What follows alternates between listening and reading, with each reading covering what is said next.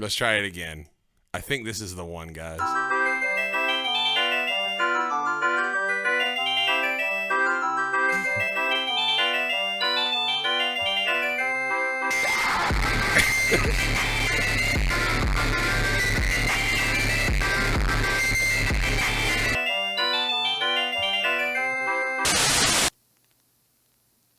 So, hey guys, this is King Cook. I'm joined here today by Sparky, Sundog, and then some guy just kind of walked in here, so we told him he could stick around. Yeah, you want to introduce letting yourself? the homeless man use the bathroom real quick. We don't have to worry about it. Where's your bathroom? I'm homeless. Lit down the hall and Yeah. lift. Yeah. This is Hello. Hello. I could tell he was homeless because he said he was homeless. Yeah, that's Give what me homeless shivers. people do. Yeah, they go, I'm homeless. Yeah, exactly. I don't have anywhere to live. They So- roll their chains. So, Yeah. So, who are you, sir? I'm Bill. Hey, everybody. I rap by the name Kill Bill the Rapper. A shock that I rap, I know. Yeah. I'm happy to be here on this wonderful podcast with you three boys, and I'm excited to bond. Don't sound so like scared, like someone's pointing a knife to your back.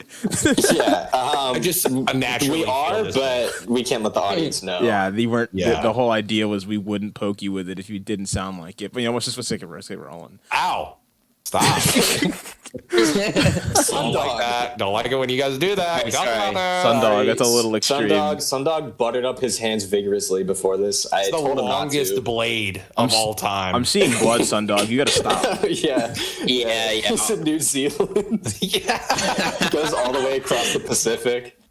yeah. That's just heavy, bro. Dude, how are you guys doing? We've never talked before, especially not for like an hour and a half up until this point. You mean two? Yeah, Yeah, this is no, we definitely didn't talk for 2 hours before this. I'm great. Thanks for asking, Bill. I'm glad. I'm cold. It's cold in New Zealand. It's the middle of Figure winter. it out, buddy. I'm Oh yeah, I forgot you have different seasons down there too. Uh-huh. Oh, that's crazy. You live on like a different planet, dude. How's God. Christmas over there? The old Christmas is great. Balmy. Santa Claus? The old Santa Claus just came and Sunday. stopped New his Zealand reindeers on my Santa roof. Claus.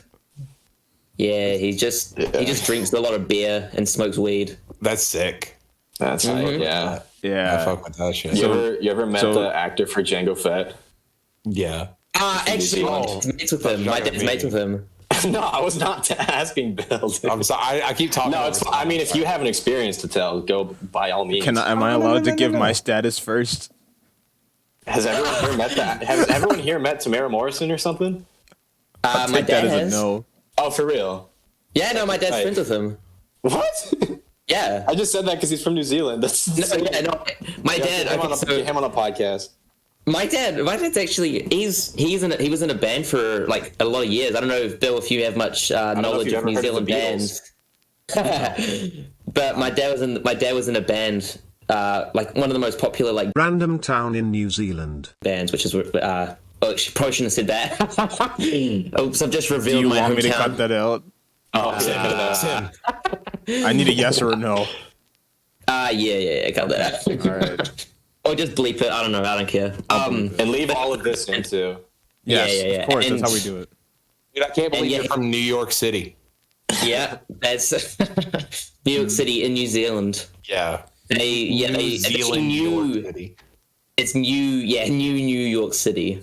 Is there an Old Zealand? Does that exist somewhere? Where's Zealand at? Yeah. Yeah. Well, where's York City? Don't, In England don't or ask something? I don't questions know. that you don't want to answer to because I- you're going down a rabbit hole you don't want to go down. But Yeah. I'll keep that in mind. But my dad genuinely does know the actor for he knows Timur Morrison.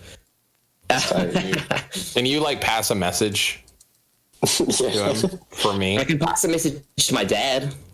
Okay, well, can you just Yeah, actually let me however just it gets talk to your dad real quick. All Can you right. like put him on the line? So, If So- he was home, I actually would get him. Okay, good. I appreciate the effort. if we're Imagine Tamara still Morrison's a big Kill Bill fan. If Wait, we're who's a big Kill Bill fan? Tamara Morrison. I thought you said Actor. Jim Morrison for a second. Yeah, Jim Morrison. Yeah. so if we're still saying how we're doing, my current status is Jim? trying to. Yeah. I love that. Oh, Jimbo. Yeah. My current status is trying to keep it a little quiet because I have people trying to sleep in my house, so I'm trying to be a little conscientious. Just a heads up, so I might be a little Of soft spoken course. tonight. But Of course. I wanted to get us going along the track. So these fine gentlemen, Sundog and Sparky, I've mentioned to several times in this podcast. We met in Kill Bill the Rapper's Twitch stream back in the day. This was like more than a year ago now, and Right. it was pretty chill. It was pretty freaking chill. It was pretty cool. And this is kind of a little reunion of sorts.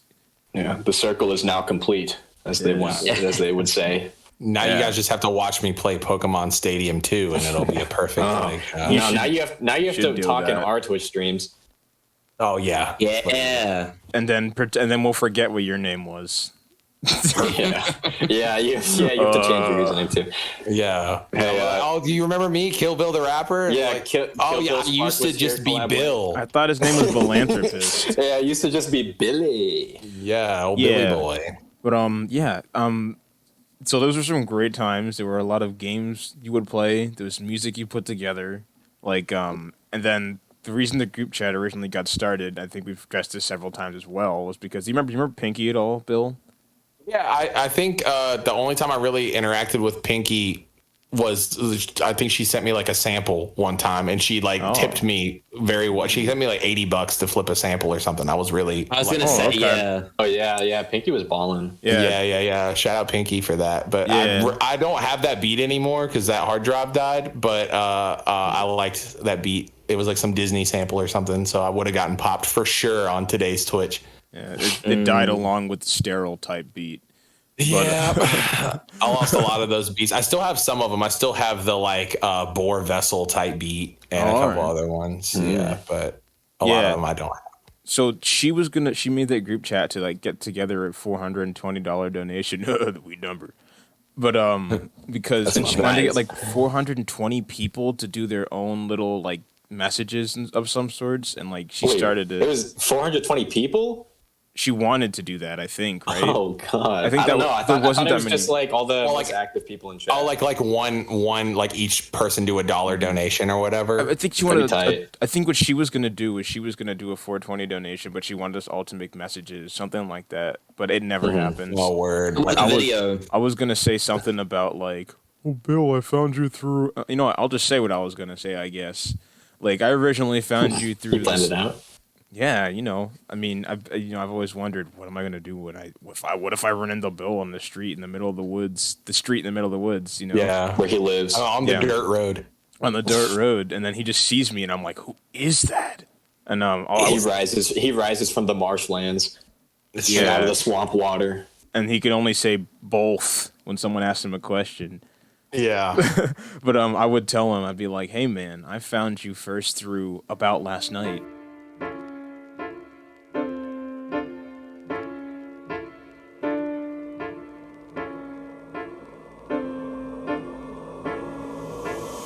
A couple shots from the bar, stagger home at night. I called your cell number when I slurred, you were so polite.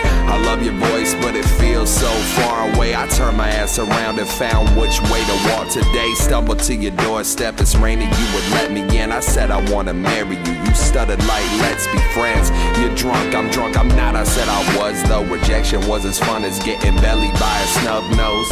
Uh-oh, another stain on the glass. Like I need another friend, that's a pain in the ass. But I ain't really mad, I'm drunk as hell and on your couch now. My head is on your thigh, I'm thinking about passing out now. You're still there, I'm impaired, you've been there, you know me, you love me. Cause I'm gone and I'll see you later. I've gone away. I checked in, I checked out, I'm moving, I records like Uzi, Alushi. Now I'm gone and I'll see you later, but not today. And why am I just sitting in the dark room? Which is still one of my favorites. And you also put me on a Fooly Cooly, which is why Naota's kind of my imagery. Yeah, dude. I'm glad that Naota's your imagery because that's a fire imagery to have. It is. I very much resonate with him. The whole like figuring out like adult role models type thing, and you actually put it in perspective for me because I think I asked you one time who your favorite Fooly Cooly character was, and you were like, it's kind of hard to say because they're all like symbolism of like types of people you can be or shouldn't be, and I was like, dang, okay. Yeah. I look at this anime in a whole other way. That show is low key about puberty, I think. Yeah, definitely. Yeah, and I think I could just. Is this just now going to be a Fooly Cooly breakdown episode? Because we could do that if you want. We could talk about it a bit. I think that it's pretty simple though. It's like the reason why I used it so much, especially in Ramona, is because that album feels like kind of like a weird coming of age. Not coming of age like in that where it's like literally like the metaphors for having sex, right? But like more of like finding your role as a person and stuff like that, and growing up. Like that's like the whole thing, because it's like I don't know. I made that when I was like 23, and I was like trying to figure out what I was doing with my life and shit. And I'm 30 now, and I don't know what the fuck I'm doing still. But hey, 30 years young. You've got a trajectory though, at least. Yeah, I mean, I'm way more happy and comfortable now than I've like ever been in my life. But like the at that point, I was very like unsure of myself, especially with music, because it was a weird time for music, like especially underground stuff, because it was like, how do you monetize? How do you how do you become like I wanted to be a rapper like so bad, and like I was like all that music was like rap music, and I was rapping, but I wasn't doing it full time, and I wanted to do it full time, and that was like the whole thing was like just trying to figure it out. And Fooly Cooly has a lot of that kind of vibe, and also it's really, the music is great and it's feelsy in a weird way, and so that's where that all kind of came from. But it's cool. It's funny that you say About Last Night, because that is the first song I started and the last song I finished on that album. That's wild. Oh, that's cool. Yeah, I recorded, this is gonna sound really crazy, I actually recorded the hook for that in 2012, and I made the beat in 2012. Oh my god, I wasn't even born then. Yeah, damn, dude. Yeah, it was 50 years ago.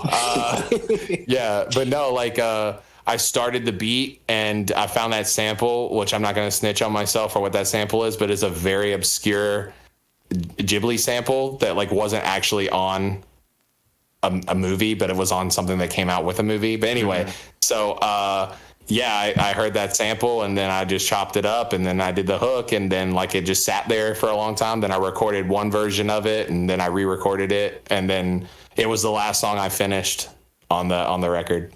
But so it's funny how it's like how that works, I guess. Yeah, that's tight. Wild. Ramona's such a good album. It really is. Thanks. I'm trying not to. I don't want to like fanboy or anything, but I mean that's the first album I found you with. I'm sure you get that from a lot of people. Oh yeah, I feel like it's like it's a pretty good like introduction point. Yeah. Oh yeah. It's like the most accessible one, I feel like. I remember also listening to Resin like pretty close after Ramona. I wasn't expecting that big of like a shift.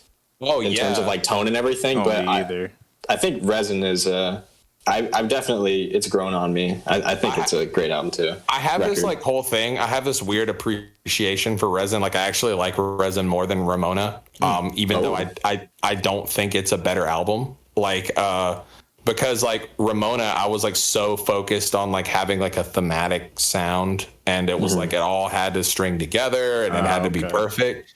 And then Resin, like I was just intaking so many different types of music. That was like me when I feel like I was like my most keyed in as like just music listener. Like I was like really into super underground music, and I was like, I have my finger on the pulse of like weird SoundCloud music. I was listening to like vaporwave a lot. I was listening to like noise music, like a bunch of different shit. And like, yeah, like I wanted to do all of it at one time. Like I was like, I want to do all of this, and like there's certain points that I like look back at and I cringe, but it's like a perfect representation of like I didn't want to do the same thing and be just a one trick pony. And that's why, like, I don't know, people say it all the time, like, when's Ramona 2 coming out? And I'm like, you know, and they'll be serious. Like, they'll ask tomorrow. Yeah, exactly. But like, I'll be like that's never happening again. Like, that's if you want to hear that, you can hear that, you know, but it's not going to be the same ever. You know what I mean? I mean, in a way, Resin felt a little like Ramona 2. I mean, it was completely different, but there were like callbacks to Bars and Ramona and everything. Oh, like there was. So I kind of think of it that way, maybe. Yeah. Well, I mean, it was supposed to flip the whole idea on its head. Like, everything. It was a very negative. I mean, I think there's definitely positive points in it, but it was kind of like I was like, okay, I went and I made this record, and I was really super proud of it, and then like it got like 400 downloads the first day, and I was super excited about that, right? And that was all because like I was like really active as Jinzo on Tumblr, and that was like where I got any fans in the first place, was through that. And but like I was kind of angry because it was like, okay, I dropped an album that I think is a good album, and it was like at least like the best I could do, you know? And then I got my little 400 downloads. I made like $20-$30, something like that. And then I was like, okay, so what now? You know, and then it was just like, oh, okay, well, I just moved back in with my parents, and I hate my life. You know what I mean? Like, it was, yeah. So it was like I wasn't in the best headspace, but it was, so that's why like a lot of those like callbacks are kind of like more like aggressive versions of it. Like, yeah. Like backwoods packages, loaded tabletops, and the next one was like, I think I said something. Get mangled. Yeah, Cascade with a Bangle watch or something. Yeah, I was going to mention that one. Yeah. Like it's a lot of those things where it's like this kind of like, I don't know. It feels like it weirdly entitled, I guess, but that's how I felt at the time. That's a really interesting lore that I now have listening to Resin afterwards. That's crazy. I didn't no idea. I don't think you've mentioned that in the podcast before. Yeah, I don't think maybe I have. I don't know. I can't ever tell. I think we like touched on it, but yeah, that is interesting. Yeah, but it's like it's definitely a mess of a record, but I like it. I think Cerulean is super hype. Oh Cerulean yeah, and RPG are like my two favorite of Resin. Yeah, thanks, man. Cerulean, I remember I hit up that dude who made that beat. This guy named Stein. He's from Amsterdam, and it was actually not just like any of the, because he did Resin as well. And I hit him up and I was like, "Yo, can I rap on?" He put those out, and it was like a collection of beats, right? And I was like, yeah, dude, like, can I rap over like one of your beats? And he was like, yeah. And I just rapped over the whole fucking thing. You just rapped over all of it. Yeah, for both of those songs. And he hit me up and I was just like, yeah, I'd like to like buy these beats. And he's like, so are you just gonna like, buy all of them? I was like, no, I just want, like, what do you mean all of them? It's all this one thing. And then he was just like, yeah, okay. You know what I mean? Like, you know, he was like put in all this work and it was just like, I bought like one beat. You know what I mean? Yeah. But yeah, he's a incredibly talented, he has like dubstep stuff too that's really good. Like I like rhythm stuff, you know, and yeah, he's really dope. I want to work with him again. I need to hit him up because he's incredibly talented. Yeah. Yeah. Yeah, but man, yeah. Do you have a favorite song on each of your records? No, it's weird, man, because every time people ask me that, like, I'm always like, I feel like I don't look at those records as like collections of music. It just reminds me of a time period of my life, you know? Yeah. And so like there's like, I really like Trapped on Resin because I feel like that was just like, yeah, Durg made that beat, R.I.P. Durg. And like it was just like a moment, you know? And like he was sending me beats under a different name. It was like Terpenes. He had like a lo-fi like alias, and then like he was sending me those beats, and then he told me he was Dr. Durg, who like I was a fan of, and I was like, that's wild. What the fuck? You're Durg, you know, like he's a legend, you know. And then I heard that one, and I hit Durg up, and I was just like, I chopped up that beat, and because it sounded a little different in the original version, and then I sent it to him. He really fucked with it. And that one was probably, I think, is like it's just such a banger, I guess. And it's like it's hard to not like it because that beat is so fucking good. You know? Yeah. But yeah, and it's just like, and then Durg passed away like the next year, and then it was like it added to it because it was like you know, like everybody was like, like everybody in that beat scene, like Team Supreme, like all those dudes were just like, everybody had their shit as R.I.P. Dirk. And it was like this moment where it was like, holy shit, like I really got the chance to work with a legend before like he, like his life was taken. Like, you know what I mean? Yeah. Yeah. And it's really unfortunate, but that he passed, but I'm really like, it makes me feel so special that I got the chance to work with him. Yeah, you you're know? thankful. Like For sure. Yeah, like because like I would have never wanted to do that if like he did. I mean, if it was after his death, you know what I mean? It would have been weird. Yeah. Yeah. Kind of It's like a time capsule in that way, I guess. For sure. And it's just he was so talented. If you haven't gone and like listened to any of his stuff, it's insane. He's so good.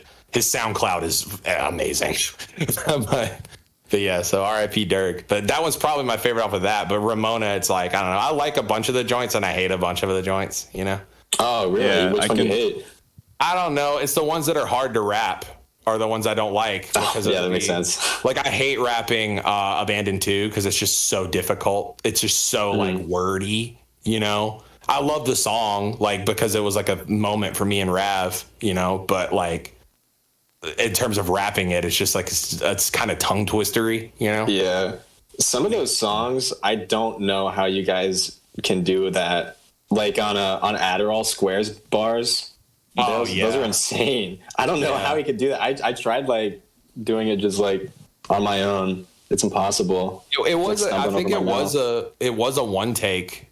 I'm pretty sure he did it in one take. I don't know. I wasn't there for that recording. I was just because he recorded that at his house. You know, like I didn't meet him at that point. But I'm pretty sure. But I've heard him do it in one take, and it's very impressive.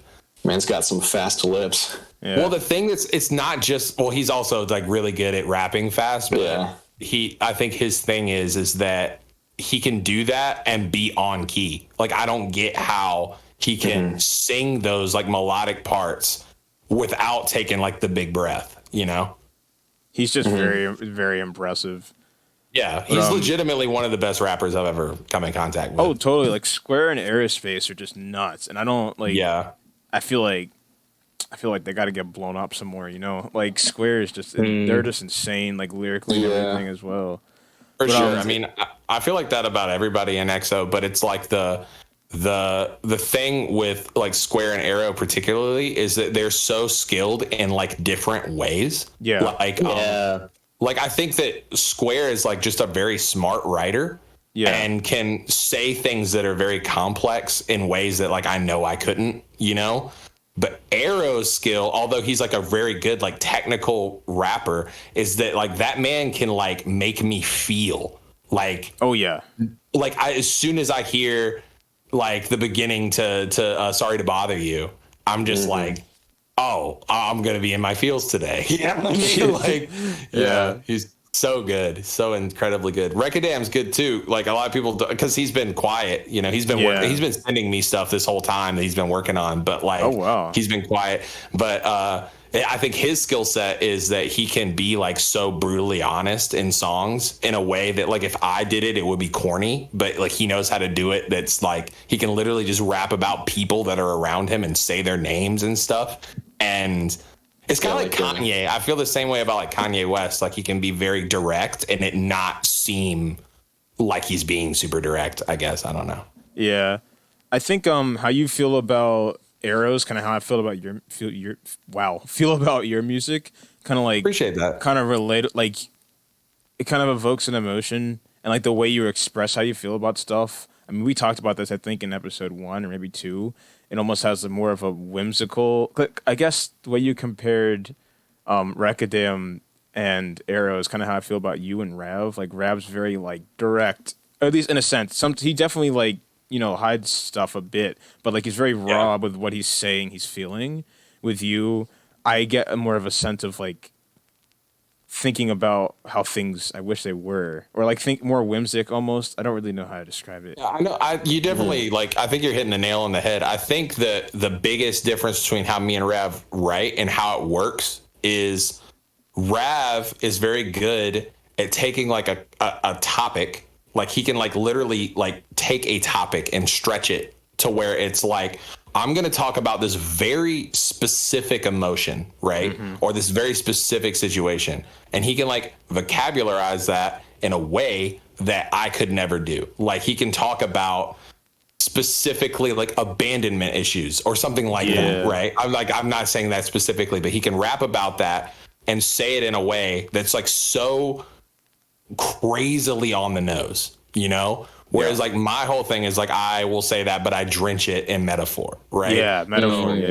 Yeah. So like I am not very good at that, and like he is good at metaphor and stuff like that. But I think that's just like not what he chooses to do as much. Whereas me, I'd rather you kind of attach your own meaning to whatever I'm talking about, because I am talking about very specific things, but I want it to be like, I want you to listen to it and attach it to like, oh, like this happened to me and I can relate like in these lyrics, even if they're not talking about the same thing, you know?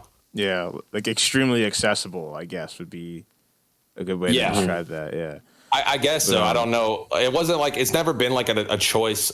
It's never been a choice for me. It's always just been how I write. It's a difference in writing. Yeah, for sure. For sure. But I've tried to do like what Rav does, and I feel like I can't do it the way he does it. So I think he said that about me too. Like, and that was the thing that made me realize that like that's kind of why we are some like peanut butter and jelly.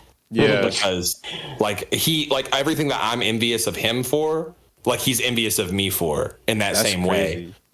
And I, like every time I'm on a track with Rav, I'm always trying to out rap Rav, and he's trying to out rap me. Like that's the whole point. Like, is you're with your boys, you're supposed to like elevate your boys, right? Like, right. So the whole idea is this like rivalry thing. Go ahead, sorry. So I think me and Sparky both said how we first found you. Sundog, what was the first like track / album you found Bill from? Okay, so I listened to the Super Mega Cast a shit ton. I've been listening to them for like 4 or 5 years now. It's pretty much since they started. And I remember I would always enjoy the tracks with the guests on them, so I went back and I was looking through the different guests, and I listened to the first one that you and Rav were on, Bill. And I remember Matt was like, "Oh, so what one would you guys recommend, like, listening to for the first experience?" And then Rav said, he would have said Beneath the Toxic Jungle, and you said Ramona, and I was like, you know what? Fuck it, I got nothing to do. I'll check them out. And that was in June of 2019, I think, so about 2 years ago. And I was basically, since I listened to that, like I tried out those albums, I was like completely fucking hooked. That's so tight. Like I'm glad you connected with it. That's really cool. Yeah. It was like probably the most real music I'd ever listened to. Like before that, I'd listen to like a lot more stuff that's just seems like they're just trying to do it to make money. Whereas your guys' stuff seemed a lot more from the heart than a lot of music. Yeah, no, I feel that. I mean, we've always tried to like attach like super personal stuff, even if it's like not talking about it directly and stuff. Like I love music that's dumb. Like I listen to more. I say dumb, you know what I mean? Like they isn't like I don't listen to a lot of music like we make. You know what I mean? It's like very like I'm really into like Southern rap stuff, like Young Buck and stuff like that. You know what I mean? Where it's like not that at all. But yeah, like I totally feel where you're coming from. There's like a bunch of rappers that are like us that are like super duper. You know, we're like Def Jux 2, basically. You know, like we're like the new. We try to be. That's like our model is like the Aesop Rocks, the LPs, the like Fast Airs, shit like that. You know, fucking like Camuteo, like all those dudes. Like that was like our blueprint, but we wanted to do like a newer version of that. So if you like us, you should definitely go back and listen to the old Def Jux stuff because you might fuck with that too. Fuck yeah. So I also, you'll at least see the parallel, you know? Yeah. I also wanted to say my first experience with resin, because you guys mentioned that earlier, because I probably, from when I discovered Ramona and Beneath the Toxic Jungle, I listened to those albums probably in their entirety every day for like at least 2 or 3 months. You know, that was like the only shit I listened to. I was really, really into it. And then eventually I was like, oh, that's right, like the boys got other stuff, so let's check it out. And I went into resin, and, you know, I got into the first song, which is, you know, DJ Hentai Daddy intro. And I was yo. Probably regrets that to this day. Yeah, I mean, I don't really regret it. Like I did for a while. Now I have like an appreciation for it. It's like the yes. How's he late to his own mixtape? Like that's poppy.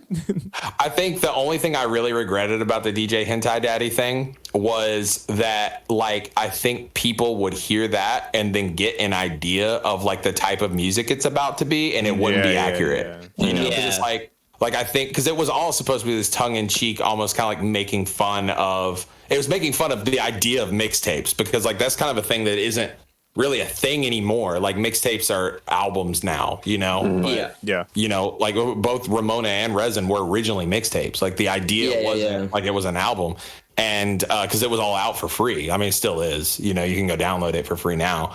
You should. I mean, if you want, it's there. Do it right now. Yeah, exactly. I pay the $10 a month on Bandcamp, so you have to go do it. But yeah, so what I was gonna say is like the idea is like that was a time when, you know, there was a time when I was growing up that like mixtape DJs were a big thing, like DJ Drama, DJ Green Lantern, and then you would hear the guys talking shit before the songs all the time, and I thought that was like funny because it was like dying out, and I was like, well, let's do like a new version of that where it's like me making fun of it, and it's like I'm the worst DJ of all time, basically, and like I'm like talking shit, but like at the expense of the rapper. You know what I mean? That was the whole thing. Yeah. It's this unlikable big meta irony. Yeah, it's like this unlikable dude who just like sits around and like just talks about like hentai and shit. You know what I mean? Yeah. But then people heard that and was like, man, he's gonna rap about hentai and all that. And I didn't really do that. You know what I mean? But yeah. While we're talking about DJ Hentai Daddy, did he? No, in the credits was Matt Watson one of the people that called? Yeah, he was asking he was saying like, I got all your shirts and posters. Yeah. I hit Matt up literally like 2 days before drop season came out and was like, hey, dude, can you record this stupid ass? It's the worst thing I've ever done is that skit. And I'm like, can you please? Like, I have this stupid skit. Like, please send me something. And he sent it to me in like 30 minutes. And I was like so happy that I had it. And then also Rav. I think those are the only two on there. But I think another one was probably you, on there. right? There's 3 different voices. There was that guy. Yeah, there's me. The old guy. I think I do the whole like. Yeah, and there's Skippy Johansson or whatever. That was something else, I think. That started as a meme. Like it was just like a joke between me and Rav. And then I think he kept it on one of his B-sides or something. I can't remember which one. It was on B-sides 6, I think. Yeah. Wait, what am I thinking of? I'm thinking there was one you did. You talked about like getting revenge on Jamie Foxx or whatever. Yeah, there's a whole lore. I don't remember. Oh wait, there was another person. There was the guy that thought it was like Pizza Hut. Who was that? Yeah, that was me. That was also Bill, you. Okay. Bill is a talented voice actor. Yeah, man, I try. It's literally just my voice. I think. Yeah, I had to not mess up with Matt Watson this time because he was in like a Meat Canyon video. I think Sparky told me that was him, and I just didn't know it was Matt Watson. With Charlie and the Chocolate Factory one. Yeah, he played Charlie. I had no idea, and you said it, and I was like, "Oh my gosh, that does sound." Yeah, I think Ryan was on one of the. Ryan was Piglet. Yeah. Oh no, I have to go listen to that one now. Yeah, it's so funny. Yeah, it's so funny. Meat Canyon is so cursed but so good. Oh yeah, I love Meat Canyon. Tony the Tiger one was something else, where he's just like getting him to keep eating, and he's like trying to get better, and he's just come on, it's a Wednesday morning. You gotta have your cereal. I love the Ed and Eddie one too. That one's great. Gosh, that's disturbing. That one's something else. They're all disturbing. It's amazing. Doesn't the sequel one make it a lot worse than the first one did of the Ed and Eddie thing? Like the first one implies something creepy happens, when the second one's like kind of graphic. Oh yeah, I do remember the it was like super cursed. Like the first one's cursed, but the second one's like way more cursed. I do remember that. Takes his skin off or something, doesn't he? Like that's what all of them. They had like all skin suits in there now or something creepy like that. It's something like that. Yeah. Hey, that's awesome, man. Yeah. Bro, yeah, totally. Yeah. I was gonna say before we got like completely off the topic of drop season. I was just gonna say real quick. Every time I like hear that album, I think about Skyrim because I played Skyrim while listening to that. I was in like a dwarf dungeon and I just listened to the whole album, and now it's just like bound to my brain. That's great. I don't know what it is about like particularly like albums in Skyrim, but it's like there's some kind of like weird like if you play Skyrim while you listen to an album, it makes you love the album more. It's just one of those games. Yeah, That's crazy. I actually almost started a new game of Skyrim the other day, and I didn't, but I need to. Yeah. I started one a few months ago, and then I dropped off. But I want to get back in. It's a great game. Yeah, I like playing. One of the earliest stream things I ever did was this was like like years ago. I tried streaming, and we did this thing where we were playing on PC, and then I would do the thing where you like spawn things, and Rav would do this thing where he would look up things and then tell me the code, but not tell me what I'm putting in. Right? Oh no! Yeah. I remember one of my favorite things was like me walking around, and then he was like, "Yo, put this in," and then like at the end of it, it says like how many it is, and it was like 100, which like we did like a million cheese wheels or something, and I crashed my game, and so I was like, okay, 100, that's not so bad, right?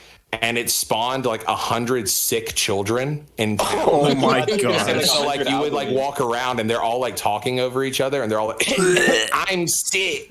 Like I didn't even know that was a thing in the game. Yeah. It's like just a character, like one of the NPCs. It doesn't say sick child.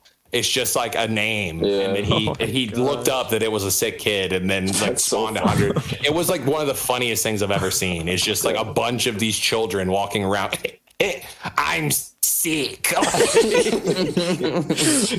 it funnier than your friend like saying he was allergic to salt in the drive-thru? No, that was the funniest thing I've ever seen.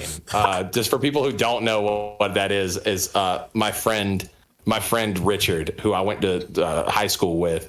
When we were in high school, we went to Wendy's one time, and like we were just like real shitlords of children, and I was like chilling, riding shotgun, and then he gets the food and pulls the fries out in front of the lady at the drive-thru, right? And then pulls one fry out and then says, "Hey, did you guys put salt on these?" And then she looks at him like concerned and is just like yeah. And then he takes a bite of it and goes like, oh, I'm allergic, right? And then she looks at him, and then he just goes, and then just like floors it. Oh my god! And dude, that guy is chaotic evil. Oh, for sure. But it was like but the thing is like that lady still works there, and like every time she sees him, she fucks his order up on purpose. It's cool. That's good. Gosh, that's like, and he can't say shit about it because he tortured her. Like, you know what I mean? He did it like 3 times. Gosh. The same joke. Yeah. Imagine being allergic to salt and then immediately. Yeah, like literally the same thing 3 times. And like as it's happening, the second time I knew what he was doing. And it made me laugh even harder because it's like, and she's just like, you again, and then he does it again. You know what she should have done? She should have got like fries straight out of the oil, put no salt on them, put them right into his box, and said, "Here you go." Just like normal. I thought you were gonna say she should have grabbed like the oil and just squirted it in his face. Yeah. No, so then He's scalding hot. He goes to bite. Yeah, he goes she to bite probably it. should have ended him. He goes to bite it, and it's just hot oil with no salt. And she's like, "There was no salt this time." Mm-hmm. Yeah, she just gives him like a thing of fries, like the container, but it's just full of oil, frozen, boiled oil, boiling oil, and like slips out of his hands because it's so oily. Yeah, exactly. Just he has like 3rd-degree burns all over his crotch. Yeah, and then he actually, great guy, and then he actually like throws up and like floors it. Yeah, we did a bunch of shit. One time we went to like when I was like 12 years old. This is the first time I like really hung out with him. We went to the same church, and there was like some like youth group thing that my parents were like, "Oh, you should go." Yeah. I was a little Christian boy. I was a part of a Christian Minecraft server, if you know what I mean. I feel you. But we went to it was this place in North Carolina called Lake Junaluska, which is like it was actually pretty cool. Like it was just they had live bands and stuff. It was all for Jesus, and but like on the campground, I remember they had these. It was like Yoo-Hoo. But it was like knockoff. It was like Mount Fudge or something. It had some weird ass name, and it was just like thick ass Yoo-Hoo, right? and we would like be on the top level of the campground. Like there was a fucking like hotels basically, and he was on the top level, and he used to just like drink the Yoo-hoo. And he would say out loud, like, I feel sick, put some Yoo-hoo in his mouth, and then just act like he was throwing up. And like, but like, he was really good at selling it. And yeah, he was just like such a shitlord. It was amazing. It was like the best time as a 12-year-old. You know what I mean? Yeah. Like if someone were to do that now, if I were just looking at someone just acting like they're throwing up, like this thick brown liquid, like I don't know how I would react, you know? Probably terrified. Yeah, no, Very I think concerned. most people were, but like I think because I'm sitting there like crying, laughing, like they probably were like, "Oh, these kids are just being like little asshole kids." Yeah, That's what we were doing instead of worshiping, you know. So full circle. I feel sick. The sick kids from Skyrim. Oh yeah, dude. Yeah. I feel sick. That was Oh my god. So complete non sequitur. All right, so I have two things for Bill. I have a thank you, and I also have a curse you. All right, so I'm gonna put them both into the chat. He's got the good news and the bad news. Okay. So this tweet I'm about to put there, I'll throw it up on screen too, is my first ever tweet on Twitter. I downloaded Twitter just to like follow you guys and see your stuff because I just started listening to you guys. sorry. Yeah, and it was the moment that I realized that Classic Dream Eater was a Exo fan. Pokemon reference. Oh yeah. Oh yeah, I didn't know that either until he showed me that. Yeah, and then you retweeted it, my first ever tweet, and like that's my most liked tweet ever to this day, which could be sad in some For people's real? opinion, but you know it's fine. I'll take it. It was exciting. I was like, I know the code. Just do cool things, and they acknowledge you. You know, because that's all I cared about back then. Yeah. But, speaking of tweets and Dream Eater, I also made a tweet like a yonder back. It was like one of those things where people would be like, "Hey, put your favorite song," in the replies. I put Dream Eater, and then Bill's old account, which got hacked, he liked it, and I was like, "Wow, I'm so cool." And now, yeah, I'm so proud that I got to be a part of that. yeah, you were part of my childhood, dude. No. Yeah. Gather You shaped around, me into the man gather I around am the today. exactly. Gather around the campfire real quick, and we'll tell about all the times that I liked your tweet. And sing our Yeah. campfire song. Or Yeah. CAMPIRE song. Rev What was liked the my curse? tweet. Oh, sorry. I didn't mean to interrupt you. What were you saying about No, I Rev? was making a joke. Oh, yeah. Fuck Rev, though. Yeah, I hate Rev. No, I was just gonna yeah. say he liked one of my tweets too. It was just like, I don't know. I can pull it up while you're telling your story, Code. But, Yeah. Well, he responded to one of my tweets. So it's awesome. Whoa. Good for you. Hey, no need to rub it in, man. Dude, you should ask me if he wants to collab sometime. Yeah, I But, was thinking about it. But then I thought, no, you know. Yeah, But that guy's a dweeb. But just that image on my screen was like so many things clicked because also 42 is supposed to be like the answer to everything according to what is it, Hitchhiker's Guide to the Galaxy Hitchhiker's or Guide. something. Yeah, never read it. Yeah. So it's like it all comes together. So I was like TM42 is literally Kill Bill the Rapper handing me Dream Eater, like just a mixtape on a single CD in Pokemon right Yellow. there. Yeah, that's you. Just in the game, just handing me it. And I was Wow. like, Yeah. TM42 is a strange way to pronounce Ramona. Thanks, Yeah, Bill. yeah. That's But, perfect. So what was the curse you, though? I need to curse you. This is curse you from me a year ago. It was more like I wanted you to continue acknowledging me because I was that's what I wanted. back then. Yes. And Classic parasocial relationship. then, Hell yeah. and then it was this one. I guess maybe the avian trinity didn't sink in, but avian means bird. So I was just saying that I got all three legendaries, and then I made like lyrical references to lavender. I'm going to read this out I'm going to live react to this tweet. Are you ready? Do it. Yeah. Do a funny voice too. Following, this is how you sound. Following in I Am Rav, and you just sound like Nardwar. Following in I Am Rav and I Am Kill Bill's footsteps, finally leaving Lavender Town, traversing the road to Celadon City, that's difficult, and crawling out the pits to Indigo. But this time around, I've got the Avian Trinity. Open.spotify.com/555 capital Y. Yeah, I didn't see this one. It didn't hit my radar. I think I just got lucky with that Pokemon game in my life. You're a fake fan. Anyway, Sundog, Pokemon. Let's go. Let's do this. Let's leave Sparky in the dust. So when was the first Pokemon game you played, Sundog? The first Pokemon, I didn't start playing until like 2016, and I played Pokemon Pearl, which is... I'm so excited for the remakes that are coming out later this year. I'm going to fucking play the shit out of those. The little chibis. Yeah. People are hating on it, but I think it looks so good. It's fine. It's going to be cool. It's going to be so good. Well, I guess that settles the argument. It was me and Sundog on opposite sides, and Bill just like swung the hammer down. May I get crucified really quick? Do it, please. Okay, so I remember this is on my old account that got destroyed for reasons I still don't know. Basically, people asked me, what's your favorite and your least favorite Pokemon games? Oh no! Right. And I said Gold. Gold was my favorite, right? But then I literally I played Red and Blue when I was a child, right? Like I was 8 years old. I was like part of the original thing, and then Gold and Silver, and then Crystal were like the perfect versions of those games, you know? Yeah.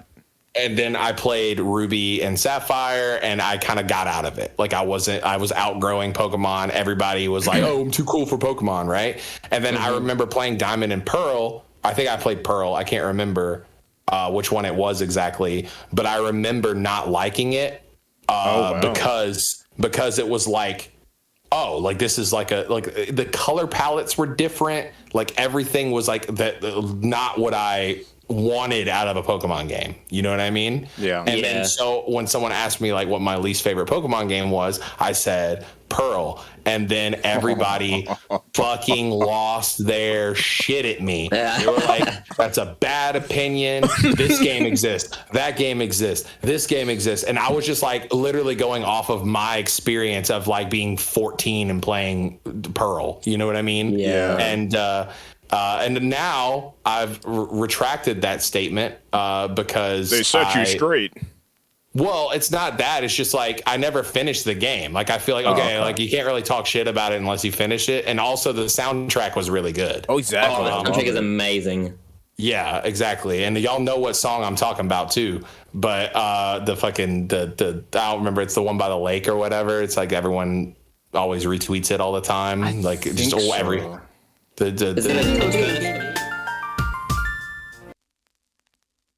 one that sounds like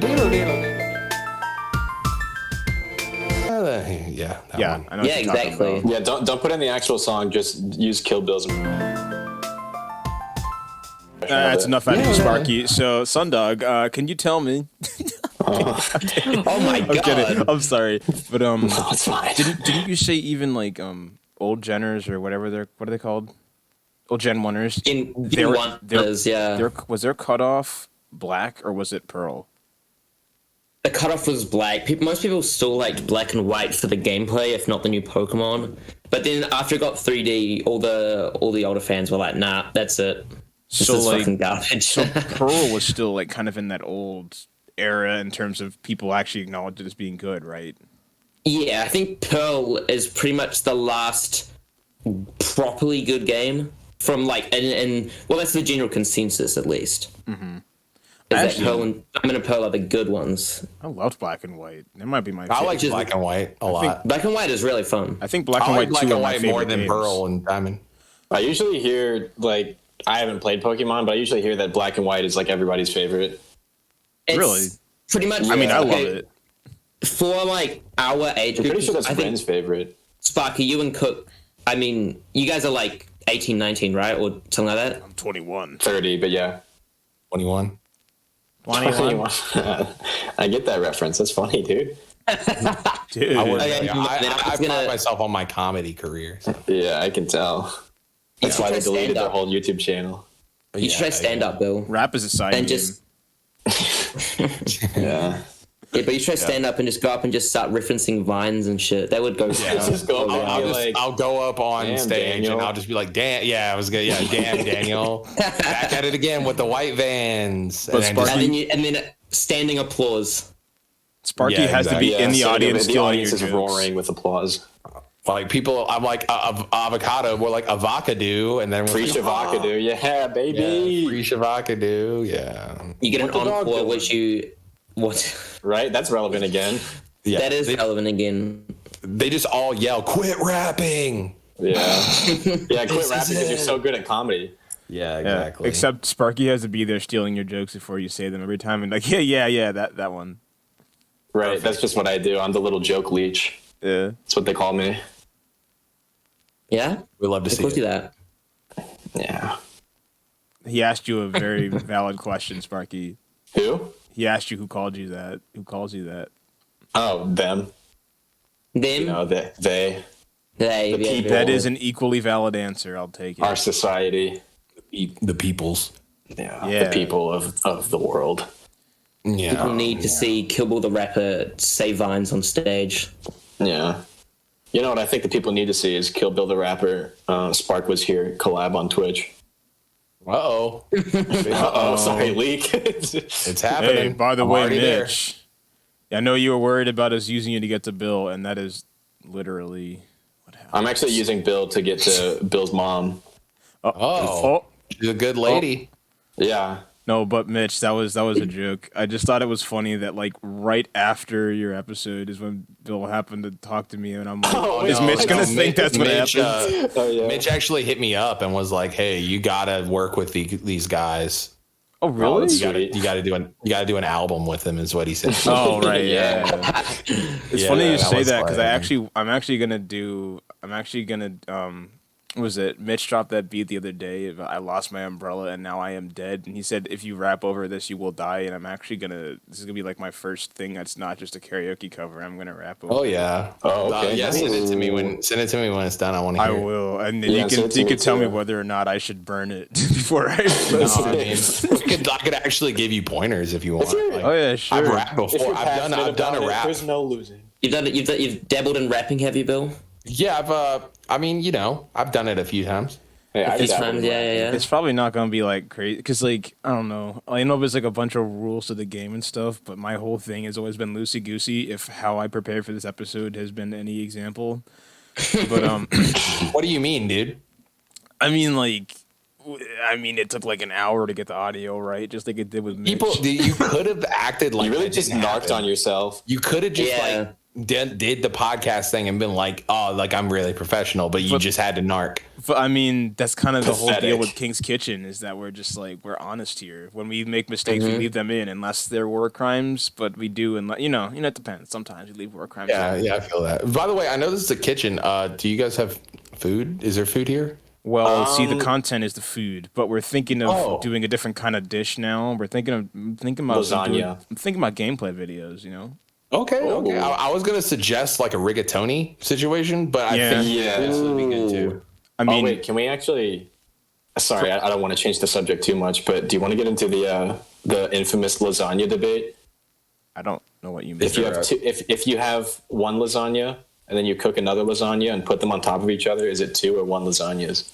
Oh man, I think it's rough. Two because you distinctly said that it was two separate lasagnas. Yeah, but then it's like it becomes one dish when you put it in one thing. That's the only issue. I think if it has the intention of becoming a single lasagna, then it is one.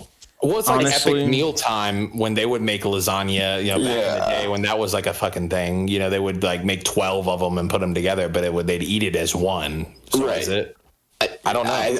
Nobody knows. I think that, the argument is always like what defines a lasagna, like if it has like the crusting on top of the cheese, then like if you put another lasagna on there, then it doesn't fuse. I don't know. I think it's one, honestly, I think it really comes down to intent. Yeah, I think so too. It's like how it's like how a Big Mac is one burger. I mean, it has 3 buns. But you don't call that like 1.5 burgers, no. Does a Big Mac have 3 buns? Yeah, it has a middle bun. What the fuck? Why would they do that? Did they not have that in New Zealand? You know, I'm vegetarian, so I've never had McDonald's. Oh, okay. I've never had a Big Mac. You need to get a Impossible Burger Big Mac. Yeah, that could be. Is it the? Yeah. Is it worth getting though? No, I mean I don't know if they even have an Impossible one. I don't think they do. No, that's a Burger King, isn't it? Yeah. I heard also. Oh, right. They got Burger King got sued because they were using the Impossible burgers, but they were cooking it on the same grill as the. Gosh. Oh no! What's the point? Yeah, so it's like you got all that cow blood just Beef chilling fat. in there. Yeah, You know man, the reason McDonald's fries tasted so unique from the beginning is because they made them in beef fat, which is just so yummy. And apparently, I think they still use some like beef flavoring, but it's not as as organic as it used to be. As organic as beef fat can be. McDonald's fries are banging. There's a few little things like that is technically not vegetarian, is it then, or is it because they use flavoring instead that doesn't actually contain beef? Maybe that's a good question. Maybe vegetarians might be phone okay a friend. with it. You should just call Rav. What is it? The middle of the night for him right now. Oh, Just ask him. Speaking, right? Yeah, he's probably still awake. He texted me like 20 minutes ago. What time is it there? Like 4 a.m. Yeah, but he basically operates on East Coast time. Right. Oh, okay. It's just easier for his life that way, because it's like when he would stream and stuff. So he goes to bed mad late and wakes up kind of late. Right. Ask him who's McDonald's fries and see what he says. Yeah. There's a few things I didn't know because Rav is vegetarian, or he was vegetarian. Now he's pescatarian because his girl was like having she had like an iron deficiency or something, so she had to have some kind of protein. It's super common to have an iron deficiency when vegetarian. I got that I stand up and I fucking nearly pass out every time. Yeah. That's rough. Like I don't know because I just eat meat like a crazy person, but I try to do the thing like when I'm with Rav, I try to be vegetarian because it's like none of my friends are vegetarian but him, and I feel like even if it's like I'm helping a little bit, like if I'm just doing this for a little amount of time, and it usually lasts like 5 days, and then I'm just like I need a Big Mac. Just like, excuse me, I need to go throw up because of how good this is. I mean, you just have like McDonald's in your back pocket. Yeah, exactly. He always keeps a lasagna in there. Yeah, exactly. But I learned a few things from hanging out with him that like anything that has gelatin in it is technically not vegetarian. Yeah, right. So like marshmallows, stuff like that. Yeah, except Sour Patch Kids. Jelly candy. Sour Patch Kids are vegetarian. Are vegetarian. Yeah, there's certain ones that are. Yeah. And then vegan's a whole nother step because it can't be any kind of animal byproduct. Why'd you say vegan like that? Because I think because vegans are super powerful. Haven't you watched or read Scott Pilgrim? I have seen Scott Pilgrim. Yeah, they give I read power. it. Yeah. I was gonna say too. Here's a fucking real ball buster of a fact. Did you guys know that avocados are not vegan? What? Because they use bees in an unnatural way to harvest them, so it's technically not vegan. See, vegetarian's a diet, vegan's a way of life. It just is. Yeah. I had my old boss, not my boss, but he was like one of the academic advisors up at USC back when I worked there. They this is a guy named Chris, and he was a vegan, and he was like super duper vegan. Like I'm talking about like not just food, like he would never wear anything that has animal. Oh yeah. Like he was super duper vegan, and he taught me so much. But the one thing I learned from him is that if you're vegan, based off of just this one experience with this man, is that you have really stanky shits. Oh, I believe it. Because he would take it's all like cud. Well, we always it's cud, yeah. Chewing the cud. But like that was a joke with me and my friend who worked there. He would always be like, "Oh yeah, Chris, like he went into the bathroom and then it would like smell really bad." And that was a joke, was that he took like powerful vegan shits. Yeah, I don't know if that's actually accurate or if it was just his particular diet. I've heard that too, actually. So maybe. Well, I mean, is vegan. And I've had no experience with it. Oh, really? Yeah. I've been spared, thankfully. Yeah. I the feel gods that. were kind on you.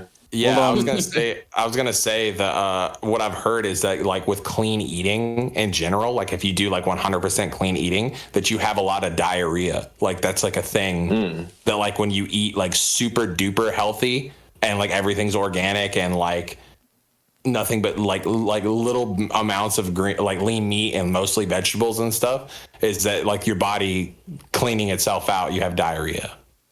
That's crazy. Is it because you don't have enough like starch or something? Or I don't really know what it is, but like I've just heard that on like different podcasts and stuff. Like, because I listened to like I was on like this like weird health kick for a while there. Yeah, it's just a side effect of the vegan abilities. Yeah, of course. I mean, it's just part of. I also heard that like if you eat nothing but meat, like the carnivore diet or whatever, that you'll. Oh yeah, that's.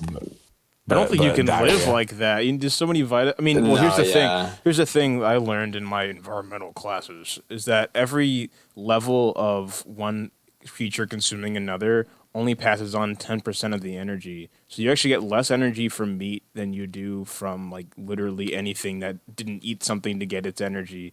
Yeah, like that I think makes sense. it's autotrophs or things that produce their own energy using like photosynthesis and stuff, and then heterotrophs are the things that eat those, and then you have like the everything beyond that's something else, like a tertiotroph or a carnivore or something like that. Yeah, right. I was kind of curious, Sundog. Did you feel comfortable sharing the reason you're vegetarian? Because I know people have different reasons. Well, my reason is unfortunately not very noble or anything. I was just born to my parents, obviously, and they were vegetarian, and they were like, "Well, we'll just raise this guy vegetarian," and so that is the only reason vegetarian. Like, I don't really. Go ahead. I don't really like care about like gelatin or having the chicken salt or the beef on the fry. I don't really give a fuck about that. Yeah, no, I feel it. So it's just more of like just a dietary choice that has nothing to do with like any kind of. Because like Rav, he quit because like he was like he just watched a bunch of videos of slaughterhouses and was like, this is fucked up. Yeah, that'll put anyone off. Yeah, exactly. Not me though. I was like, this looks delicious. I think if we reach a point where we can like mass produce artificial meat and stuff, that's like basically how it normally would be. I think that'd be great. Be the same. Well, there's like a lot of things that would be like, because it's like being a vegetarian is actually like really good for the environment in terms of like if there's like a lot of things like in terms of like methane like from beef and stuff like that. Like now, obviously it'll be there, but the fact that they're all like crammed in these areas and they're just farting, it's not. Yeah, it's not good for the environment or whatever. It's like what Cook has us in this kitchen doing. Yeah, exactly. Just chained to the wall, farting constantly. Yeah, exactly, and mooing. Sparky, you're about to get smaller rations now. Sorry. Yeah, but I was gonna make a joke. It's very late now, and I'm gonna say it anyway and make it very awkward. So Sundog popped out, and they just stuck a celery in his mouth. Oh yeah, I love celery, bro. Celery is good as fuck. That was a joke. Celery honestly bangs. I don't know why some people say they don't like celery. I guess because it's like too stringy or whatever. I mean, I don't like the taste. It's that simple. I just don't like. Yeah, I think. Because like, here's my introduction to it. You have like lovely succulent buffalo wings, and then here, eat this thing, and I'm like, what's that? And I'm like, what is this? It's just like it's a palate cleanser. If you're eating wings, celery is just a palate cleanser. More like a taste bud destroyer. Am I right? I feel like celery. I'm actually like I don't love the texture of celery, but I don't mind the taste. But like I think celery with buffalo wings is important because it is merely a vessel to get ranch into your mouth when you're it's really hot. Yeah, fair enough. So I think it serves its purpose, but you could literally use carrots and it would do the same thing. Carrots are carrots are better. I like carrots. I have some scary buffalo wing stories, like painful. Yeah, let's exclude Sundog now. Talk about buffalo wings. He can talk about cauliflower. Have you ever had like the fried cauliflowers that are like prepared like buffalo wings? You just dip. You know what? Stuff? I actually a couple months ago I had them for the first time, and they are fucking banging. They are so good. I would try those. I would actually enjoy that. I think I would. It's like deep fried cauliflower. It's fucking amazing. You know, it sounds like the most like vegan shit ever, but it's fucking good. Yeah. Sounds here's good, here's some old vegan shit that I tried that I really enjoyed for a different reason. So I'm allergic to shellfish, so I can't. And I live in South Carolina. How shellfish of you? Yeah. Fake laugh and then a real like laugh. the right laugh for that.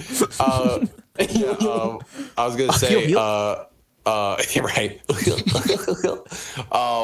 I lost it. Okay, well, I'm allergic to shellfish, and so like I live in South Carolina where everyone is like shrimp and grits, and everyone's like every time it's like, oh, you can't eat fish and chips. How fucking sad, dude, because you live in like the capital of that, you know. Go die. And, yeah, exactly. And so I've saw a couple of videos of lobster mushrooms. And so like they're these mushrooms. They're technically not a mushroom. They're a fungus that grows on a mushroom, right? It makes a mushroom turn into a mushroom. Yeah. And it looks like, if you Google it, it looks like the same color as lobster. Like, you know, that red color or whatever, like cooked lobster. And then when you cut into it, it's white, like lobster meat would be. Okay. And everyone says that it tastes just like lobster. And so I ordered some. It was like it's expensive. So I got the like dehydrated ones, which are cheaper, but they're kind of the same. You just have to rehydrate them. Right. Mm-hmm. And I cooked it and I put a little like dill, like I cooked it in butter, and then you cut it up in hunks like that. And then I basically made like a lobster roll with it. I used like Kewpie mayo and like made a toasted lobster roll with it. And I don't know if it's actually accurate to what lobster tastes like, but it was fucking delicious. Like it slaps. Yeah. So if you ever get a chance and you just got a little extra cash, get a lobster mushroom. That sounds like it's worth trying, man. Yeah, bro. You sound more adept in the kitchen than me, because like my parents both are really good at cooking, and like whenever they ask me to cook, I'm like, but then I enjoy it. I guess it's just I want to get good at it. I'm just really lazy. I feel that. I'm pretty lazy too. I've been on that HelloFresh kick though. I've been getting HelloFresh. Oh, dude, I was on HelloFresh for a while too. Is that the monthly like boxes they send? They send you like 3 things a week or whatever. Yeah. It's kind of expensive for like what it is, but it's like the only way I'll go about cooking, and it's like pretty good. You know what I mean? Like I mean, I cook sometimes for myself, but like I live by myself, so it's kind of like weird. Like I feel like, oh, I'm cooking a nice ass meal and I'm about to just like eat it and watch Angry Video Game Nerd. Like, why am I doing it? You know?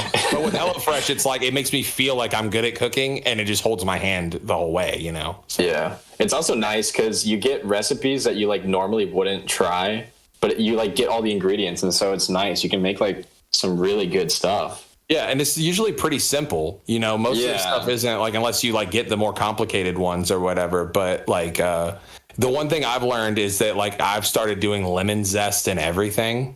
Like, oh, beautiful. Because they're all about lemon zest, and I'm like, holy fuck! Like, why have I not been doing this? It makes everything taste better. Yeah. You ever have those lemon noodles? Yeah, bro. Got that one. Those just hitting, bro. Yeah, exactly. I made some like butter noodles though. Butter noodles are amazing. Butter noodles are classic. I love them. That's Sundog like, just like wretch. Sundog. Okay, look. Has cauliflower noodles. Oh, cauliflower. Nah. Okay. The reason that I reach is because I've got a younger sibling who cooks like noodles and then just puts like butter in it. Is that all it is? Yeah. No. Butter noodles. It's like I think it's technically a type of noodle, but that's what I did with them anyway. Just put butter on them and ate them. I thought that we were just talking about pasta with butter. I mean, that is essentially. I'm sorry. I was thinking of egg noodles, and then I would just put butter on them. So technically, speaking of noodles, I had ramen for dinner today. Oh hell yeah! It was just like regular ramen. I need to have ramen that's actually good. Like, you guys want to know my secret ramen recipe? Yes. Okay, let me tell you some shit. Okay, bleep this out. This is. I mean, you could say it. This is like the Krabby Patty secret formula here. Like on the late night shows, how they say "gather round." Yeah, gather round. Everybody, gather round. Okay, so I get the like. All right, so this is what you need. You need a very specific kind of ramen for this to work. You need the like Shin Ramyun. Do you know what I'm talking about? The spicy one. Maybe. Yeah. Okay. Yeah. It's a little bit more expensive than normal ramen, but it's worth it. Like, trust me. Okay, the noodles are a little bit better, and the flavor packet is like hitting. Okay, so what you do is you put the ramen, you do your noodles, right, And while your noodles are like, cooking, you take an egg and you put it in a bowl, right? And then you take the flavor packet and you put it in there.